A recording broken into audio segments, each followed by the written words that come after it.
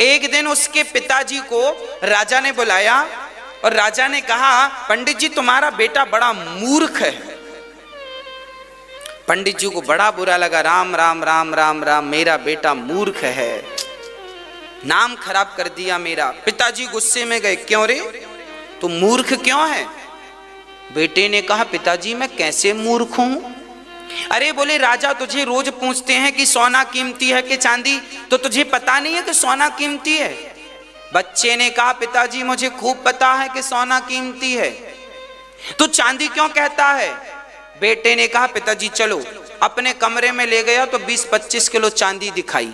बोले, पिताजी यदि मैं राजा को कह दूंगा कि सोना कीमती है तो ना सोना ही मिलेगा, चांदी ही मिलेगी, इसलिए मैं मूर्ख बना हूं, तो कम से कम वो हंसते हैं और मुझे चांदी मिल जाती है। तो अब बताओ, मैं मूर्ख हूं कि वो मूर्ख हैं? कौन मूर्ख है? इसलिए मूर्ख बनने के भी बड़े फायदे हैं। ज्यादा होशियार नहीं बना करो, हर जगह होशियारी नहीं चलती। भगवान भी अर्जुन को पकड़ते हैं, मैदान छोड़ के मत जा, चल युद्ध कर, और खुद का नंबर आया जरासंध से लड़ने का तो भाग गए। हाँ, भगवान को पता है मूर्ख बनने के भी फायदे हैं, भाग जा राम जी, भाग जाओ, भाग जाने में भी फायदे हैं, यही समझदारी है। हर जगह थोड़ी जीता जाता है, हर जगह थोड़ी विद्युत्ता काम आती है, कई बार तो अपने राम को मूर्ख बनना पड़ता है। मूर्ख बनोगे तो सीखोगे। चलो मूर्खता के कुछ और उदाहरण देता हूं। बिहारी जी को प्रकट किया किन्होंने? श्री हरिदास जी महाराज ने। किन्होंने प्रकट किया? श्री हरिदास जी महाराज के शिष्य का नाम था तानसेन। क्या नाम था? तानसेन। एक बार तानसेन को एक राग गुरु जी से सुननी थी। उनको एक राग, दीप राग, जिस राग को गाने से दिया जल जाते, दीपक, वो दीप राग आज अपने गुरु जी से तानसेन सुनना चाहते थे। पर तानसेन ये थोड़ी कह सकते हैं गुरु जी दीप राग सुनाओ। अब कहेंगे तो गुरु को आज्ञा तो दी नहीं जाती, गुरु जी से तो निवेदन किया जा सकता है। तो तानसेन ने आज मूर्खता का परिचय दिया। क्या परिचय दिया? राग गाने लगे गुरुजी के सामने, गुरुजी हम आज गा रहे हैं सुनो, तो गुरुजी के सामने गाने, जान करके उल्टा गाए, गलत सुर लगाए, गलत गाया, जान करके तानसेन गलत गाए। जब उन्होंने अपने आप को मूर्ख बनाया, गुरुजी मुझे आता नहीं है, देखो मुझसे गलती हो रही है, जब अपने आप को मूर्ख प्रेजेंट किया उन्होंने, तब गुरुदेव बोले बेटा ये ऐसा नहीं है, ऐसा है, मैं सुनाता हूं। अब लोग गुरुजी सुनाने लग गए, तानसेन की इच्छा पूरी हो गई। मूर्ख बनने से ये फायदे हैं कि आपको ज्ञान प्राप्त हो जाता है, और ऑलरेडी आप ज्ञानी हो तो आपको ज्ञान देगा कौन? मूर्ख रहेंगे तब तो लोग ज्ञान देंगे आपको। खाली बाल्टी रहेगी तब तो कुआं उसे भरेगा, ऑलरेडी भरी हुई बाल्टी कुआं में उतरे तो कुआं कहेगा चल, जब भरी ही थी तो आई क्यों यहां? यहां तो हम उन्हीं को जल देते हैं जो खाली आती हैं। कुआं ने कहा जा हम तुझे पानी नहीं देंगे क्योंकि तू ऑलरेडी भरी है, जा पहले खाली होकर आ, जब खाली होकर आएगी तो मैं अपने शीतल जल से तुझे भर दूंगा। बस जब आप खाली हो जाते हैं तब ज्ञान से भर जाते हैं, भक्ति से भर जाते हैं, प्रेम से भर जाते हैं। पर आप खाली हों तब तो भरें, खाली कहाँ हैं आप? तो आज से आपको क्या होना है? खाली। और खाली के लिए क्या बनना पड़ेगा? अंदर से तो ज्ञानी रहो, अंदर तो विवेक से काम लो, पर समाज के लिए जरा मूर्ख ही बने रहो, ठीक है? समाज के लिए जरा मूर्ख ही बने रहो। भरत जी की कथा से ये प्रेरणा मिल रही है, शिक्षा मिल रही है।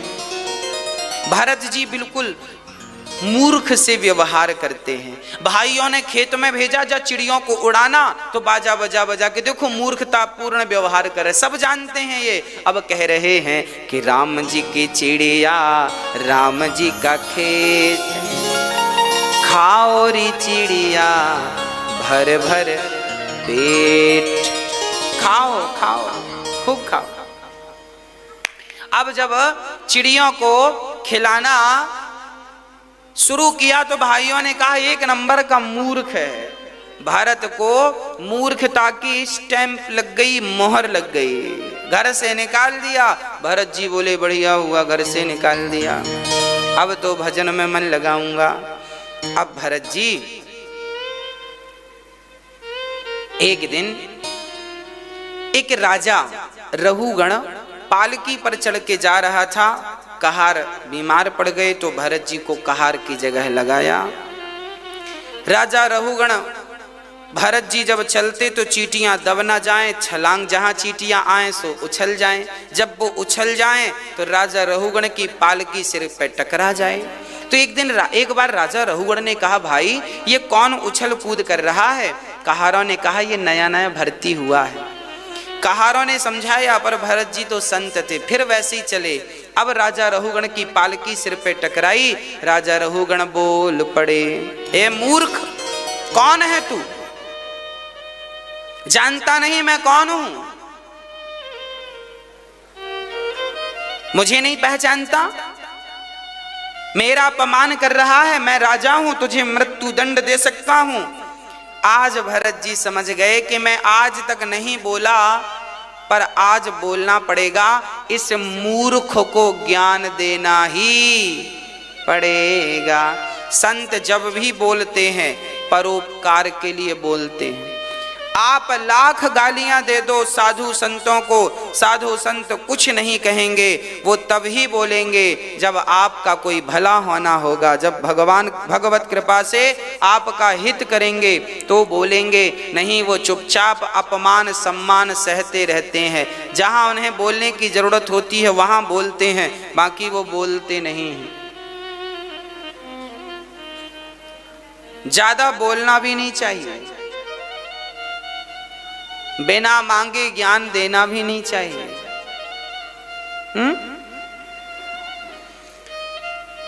हम ट्रेन में कई बार यात्रा करते हैं तो देखते हैं सामने वाली सीट में बैठे हुए लोग आपस में बात करते हैं। वो कहता है ये सही है, वो कहता है ये सही है, अपने राम सुनते रहते हैं। हमें पता है इन मूर्खों से कौन मुंह लगेगा। यदि हम कुछ कहेंगे सही बात, इन्हें मानना तो है नहीं। अब मानना नहीं है क्योंकि इनके आचरण ऐसे दिख रहे हैं कि ये मानेंगे नहीं, क्योंकि ये दोनों में कोई अपने आप को कम समझ ही नहीं रहा है। इनसे कौन माथापच्ची करे? चुप रहो, बैठे रहो, अपना यात्रा करो। जहां योग्य मिले कोई वहां जरूर बोलना चाहिए। हमें लगता है कि हाँ ये बंदा योग्य है, हम जरूर बोलते हैं। जहां लगता है कि यहां बोलना चाहिए बोल देते हैं कि भाई ये गलत बोल रहे हो, ये सही है, ये बात गलत है, ये सही है। जहां जरूरत है वहां तो बोलो, जहां जरूरत नहीं है वहां बिल्कुल ना बोलो। बोलो यदि पहले तुम तौलो, फिर मुख को खोला करना। पुष्प नहीं बन सकते हो तो कांटे बनकर मत रहना। आज भरत जी ने अपनी वाणी खोली और राजा रहुगण को ज्ञान दे दिया। क्या ज्ञान दिया? तू मुझे मारेगा? मुझे क्या समझता है तू? शरीर समझता है कि आत्मा? भाई मरता कौन है? शरीर मरता है कि आत्मा मरती है? कौन मरता है? शरीर मरता है। माया मरी न मन मरा, मर मर गया शरीर, आशा तृष्णा ना मरी, कह गए दास कबीर। शरीर 5 तत्वों से मिलकर बनता है। 5 तत्व 5 में मिल जाते हैं, पृथ्वी जल वायु अग्नि आकाश। आत्म तत्व जो है वो परमात्म तत्व से परमात्मा से मिलती है। और बचा सूक्ष्म शरीर। आपका सूक्ष्म शरीर जो है वो निकल कर जाता है इस शरीर से। सूक्ष्म शरीर कौन? जिस शरीर से आप सपना देखते हैं, जो स्वप्न का दृष्टा है। आप घर में सोए थे पर सपने में हरिद्वार चले गए। ये हरिद्वार में जाने वाला स्वप्न देखने वाला कौन था? आपका शरीर था। इसे शास्त्र सूक्ष्म शरीर कहते हैं। और अंत में ये शरीर तो यहीं जल जाता है, आप चिताओं पे रख के जला देते हैं, पर जो सूक्ष्म शरीर है वही जाता है स्वर्ग और नरक की यात्रा करता है।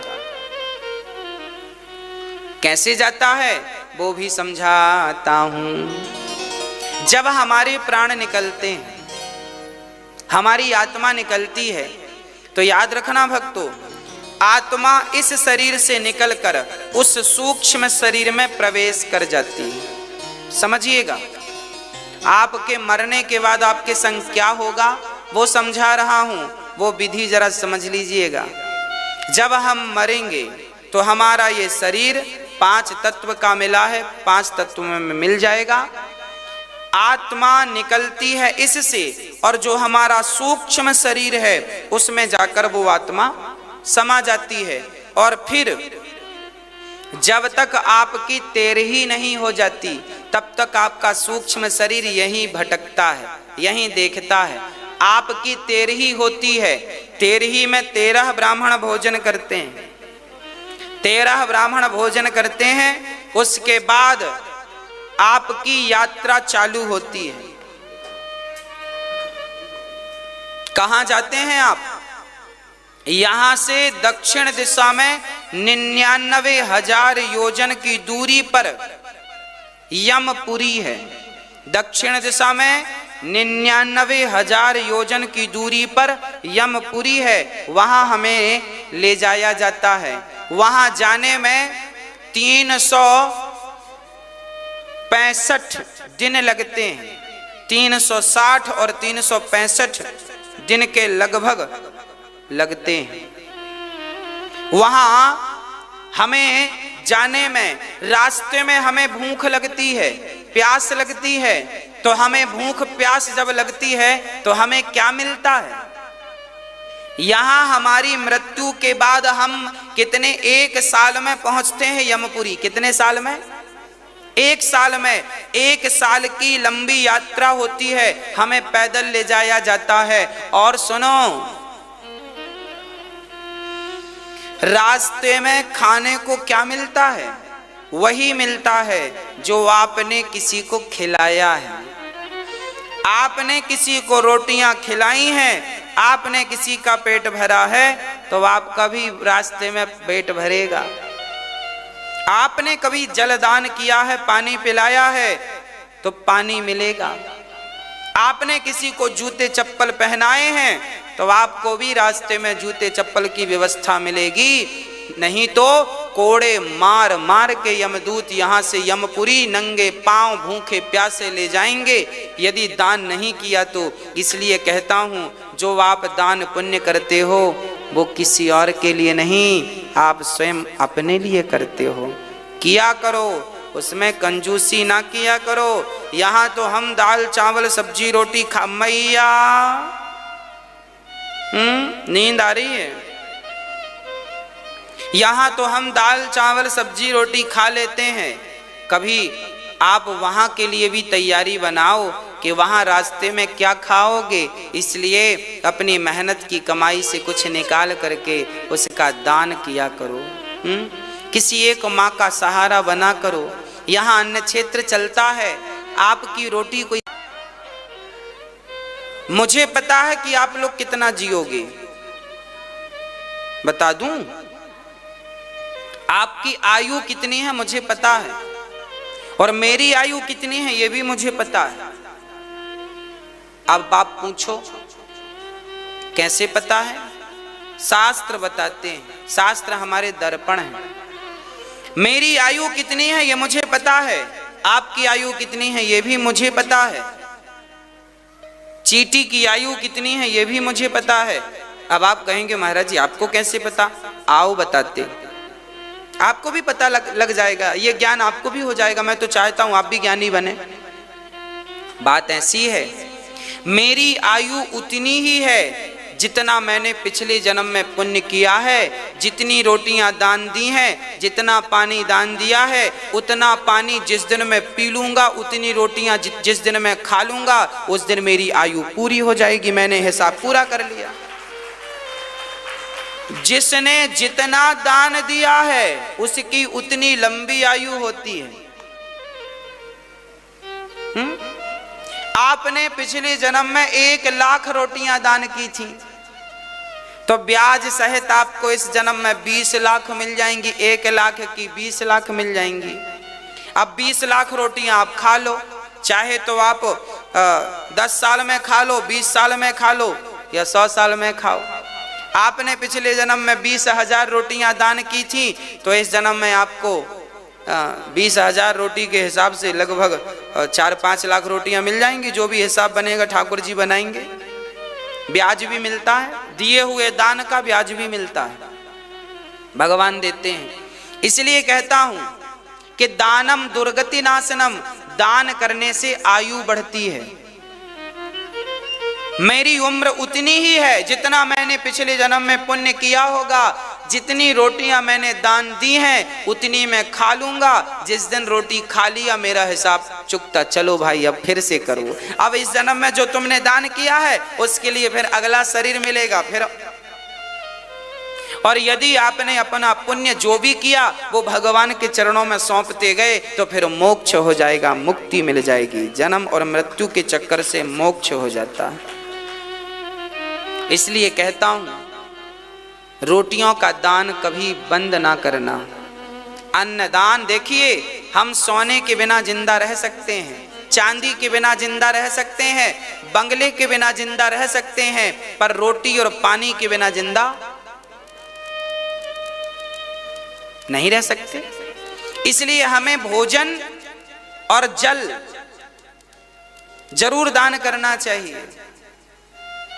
सामर्थ्यवान है तो सोना भी दान करो, सामर्थ्यवान है तो भूमि भी दान करो, सामर्थ्यवान है तो गौ दान भी करो, सामर्थ्यवान है तो फिर जो आपकी श्रद्धा है सब करो। पर सामर्थ्यवान नहीं हो तो आप एक काम करो, अपनी थाली की रोटी, आपके पास एक ही रोटी है तो कोई बात नहीं, उस एक रोटी में से एक टुकड़ा तोड़ो और उसको उस एक टुकड़े के बारीक बारीक बहुत सारे टुकड़े कर दो और चींटियों को डाल दो।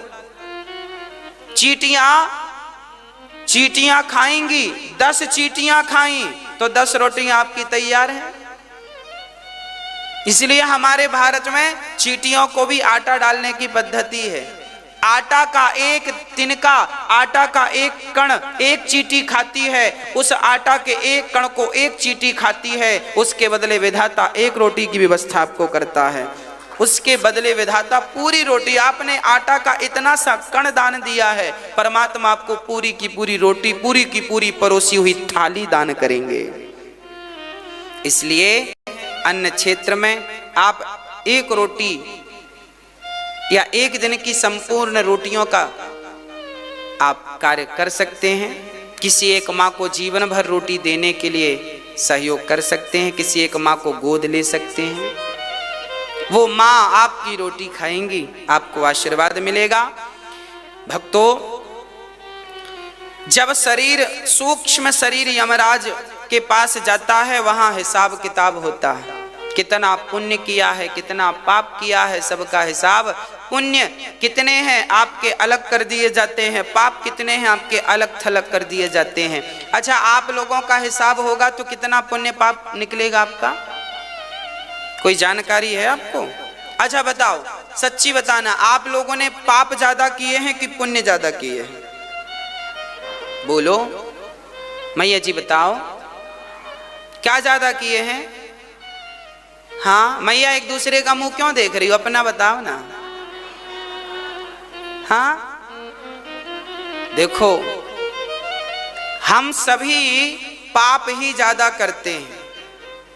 हम लोगों से तो पुण्य कभी कभी बनता है, बाकी तो पाप ही किया। जब से होश संभाला पाप।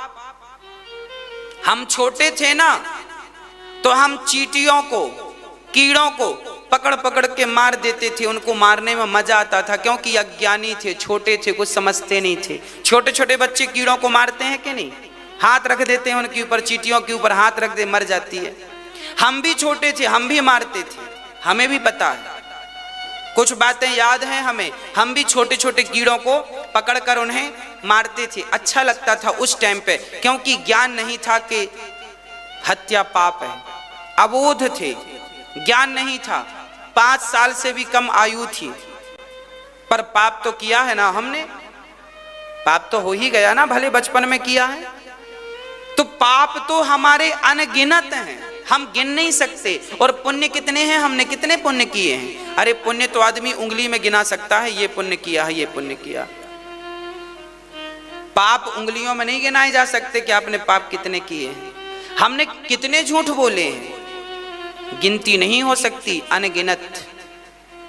हमारे भीतर एक झूठ बोलने का, शास्त्र कहते हैं सत्य बराबर तप नहीं, झूठ बराबर पाप। सबसे बड़ा पाप झूठ बोलने का है। तो मैंने जितने झूठ बोले हैं उतने पाप तो ये अलग हैं। फिर चींटियों को मारा अलग, मच्छर को मारा अलग, झाड़ू लगाने से भी पाप होते हैं, चींटियां मर जाती हैं।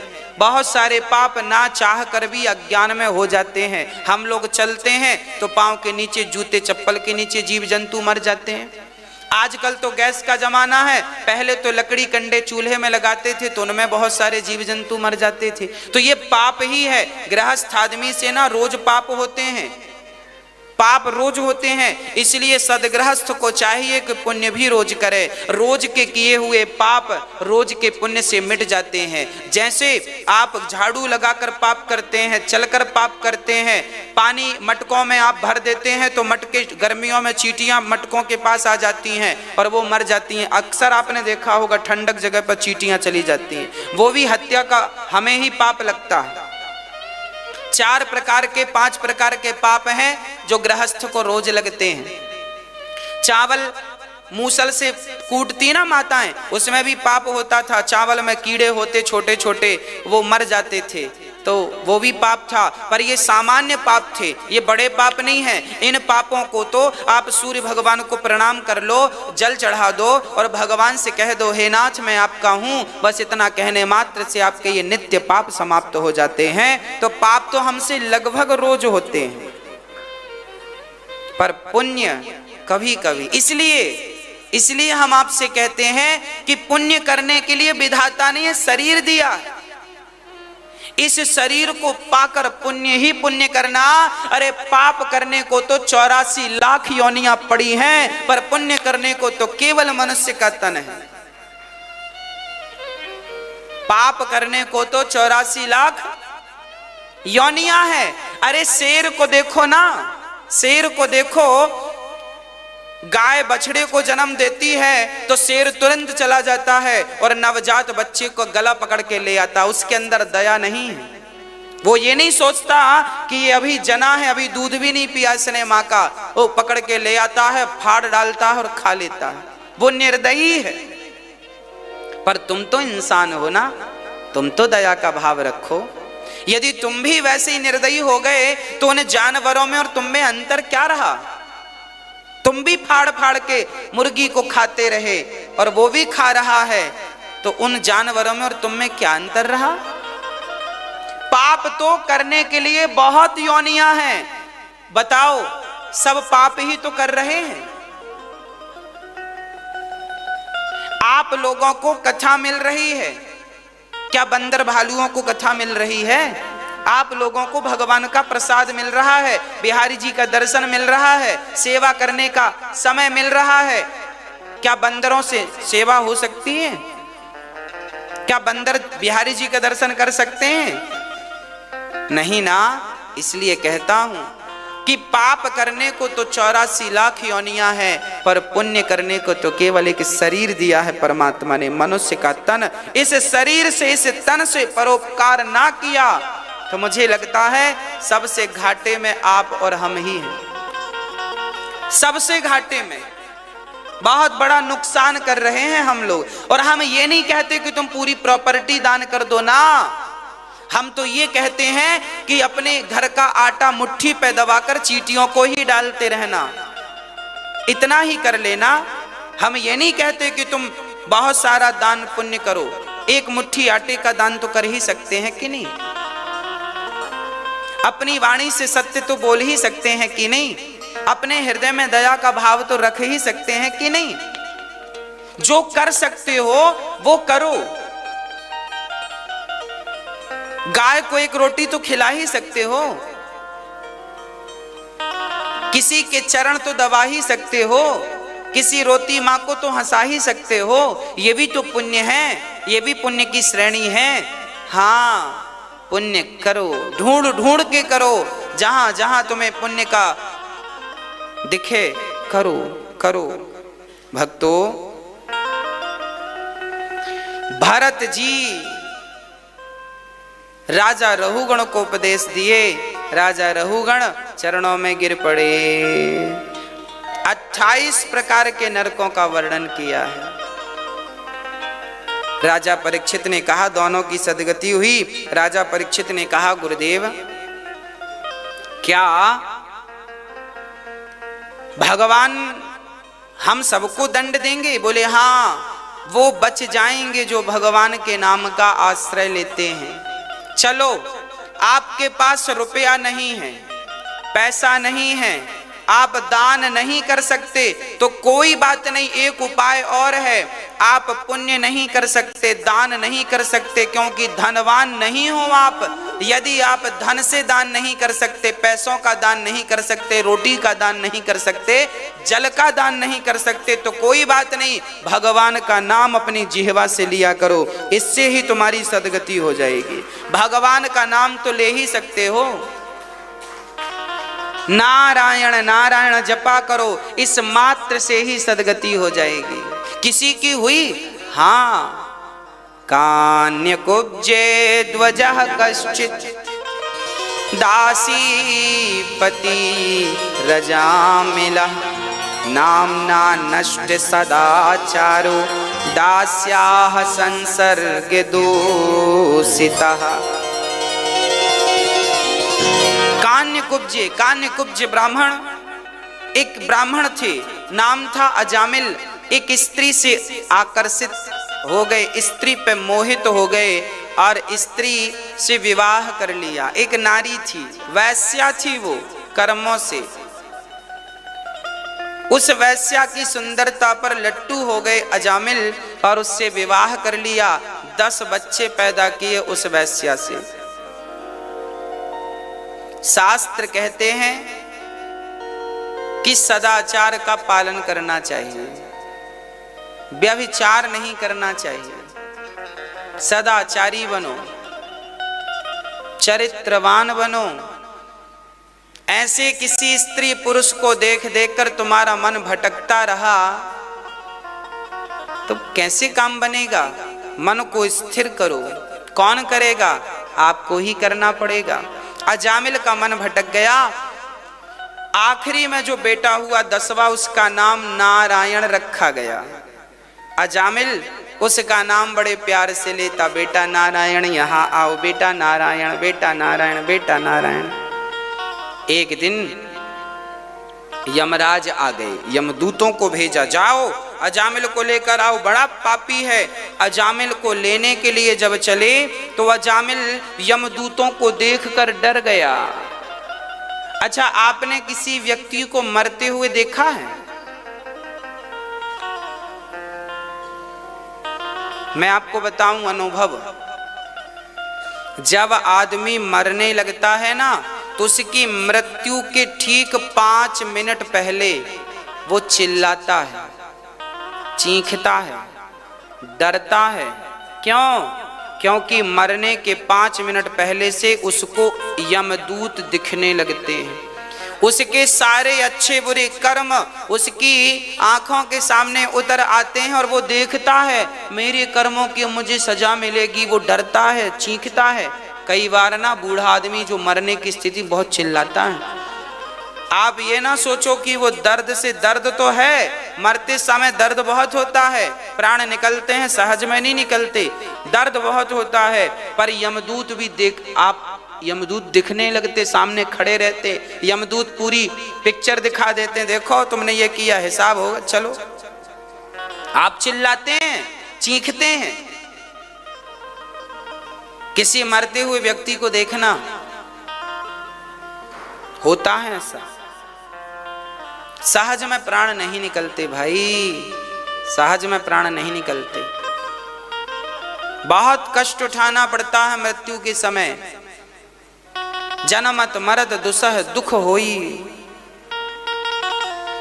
अजामिल के जब प्राण निकलने लगे तो वो डर गया और पास में बेटा खड़ा था तो बेटे को आवाज लगाई, दूरे क्रीडन कासक्तम पुत्रम नारायणावयम प्लावितेन स्वरेणोच्चै राजु हावा जितेंद्रिय।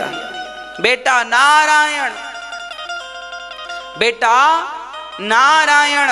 अजामिल ने बुलाया अपने बेटे को, पर बेटे ने नहीं सुना। परम पिता परमात्मा के कान तो देखना कि लाखों की जनसंख्या वाले, करोड़ों की जनसंख्या वाले देश में यदि कोई आपको पुकार रहा है तो भगवान उसकी पुकार सुन लेते हैं। देखिए जरा, भगवान सब बिनु पग चलहि सुनहि बिनु काना, बिना कान के सुनने की ताकत भगवान के भीतर, सुन लेते हैं। और अजामिल जैसे पापी के लिए विमान भेज दिए, जाओ मेरे भगत को लेकर के आओ। पार्षदगण आए, यमदूतों से कहा छोड़ दो, ये हमारा है। यमदूतों ने कहा इसने मरते समय बड़ा जीवन भर पाप किया है। पार्षदों ने कहा मरते समय भगवान का नाम लिया है, इसलिए इसका उद्धार निश्चित है। यमदूतों ने कहा इसने मरते समय भगवान का नाम नहीं लिया, इसने मरते समय अपने पुत्र का नाम पुकारा है। अजामिल ने पुत्र को पुकारा है। पार्षदों ने कहा भले ही इसने मरते समय पुत्र को बुलाया है, पर इसने भगवान का नाम लिया है, और भगवान का नाम कोई जान कर ले या अनजाने से ले, आग में कोई हाथ जान कर डाले या अनजाने में डाले, आग जलाएगी। हाँ, जहर कोई जानकर पिए या अनजाने में पिए वो मारेगा। उसी प्रकार भगवान का नाम राम कृष्ण कोई जान कर ले, अनजाने में ले ले नाम, तो उसका कल्याण करके ही रहेगा। जहर यदि मारता है तो भगवान का नाम तारता है, इसलिए भगवान का नाम कल्याणकारी है। काम करते रहो और नाम जपते रहो। मन से, मुख से बिल्कुल एक क्षण के लिए भगवान का नाम विस्मरण ना हो, इसका चिंतन किया करो। काम करते करते नारायण नारायण नारायण, श्रीमन नारायण नारायण नारायण, भजमन नारायण नारायण नारायण, भजमन नारायण नारायण नारायण, श्रीमन नारायण नारायण नारायण, श्रीमन नारायण नारायण। काम करते हुए भगवान का नाम जरूर जपना चाहिए। एक क्षण के लिए भगवान का नाम नहीं भूलना चाहिए।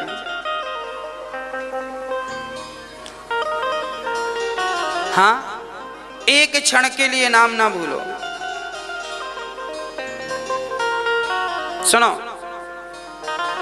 जब आप किसी को बुलाया करो ना तो ऐसे बोला करो, नारायण सुनो,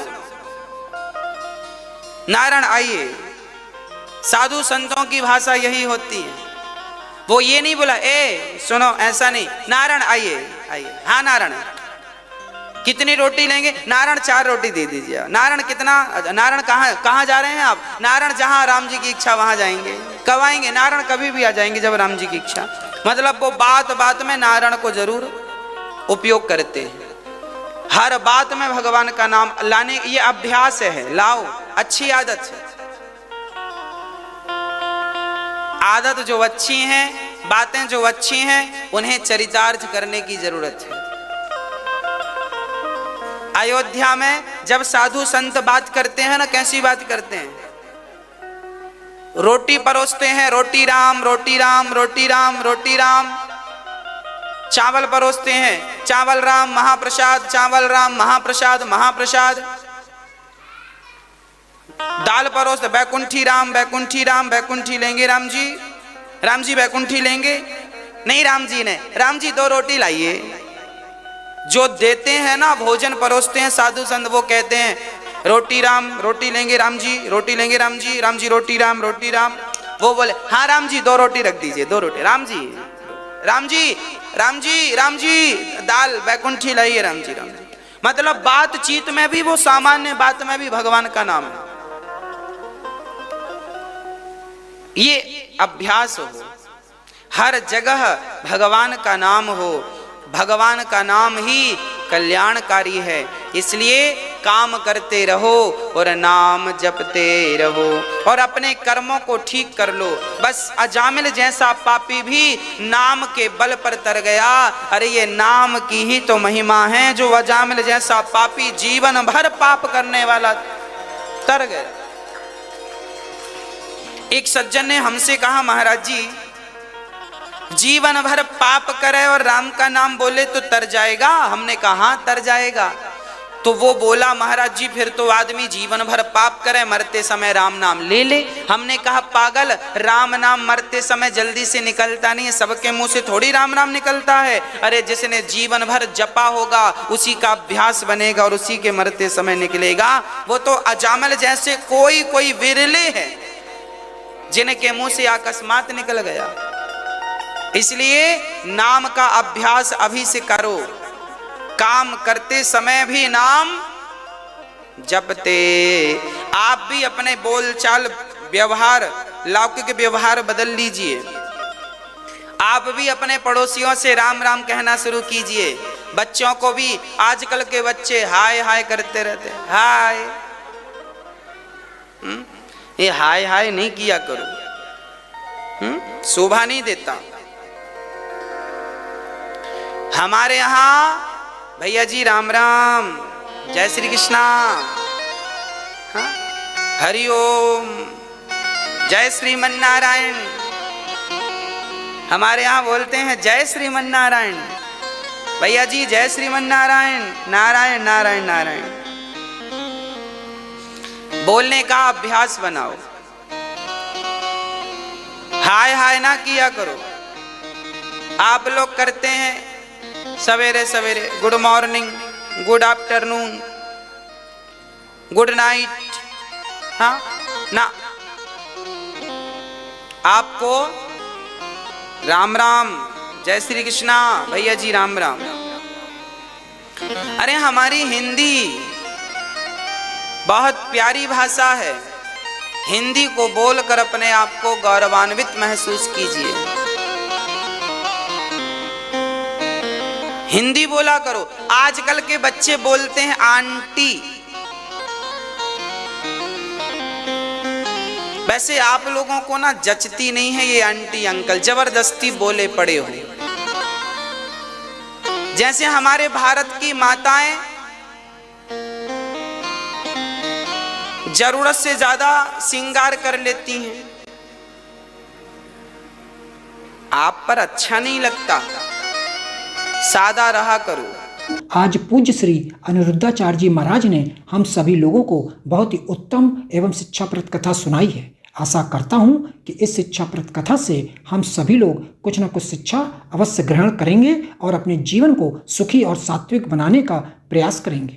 मित्रों, अगर आपको यह शिक्षाप्रद कथा पसंद आई हो तो वीडियो को लाइक करें और अधिक से अधिक लोगों को शेयर भी करें, जिससे और भी लोग महाराज जी की इस शिक्षाप्रद कथा से शिक्षा लेकर अपने जीवन को सुखी बना सकें।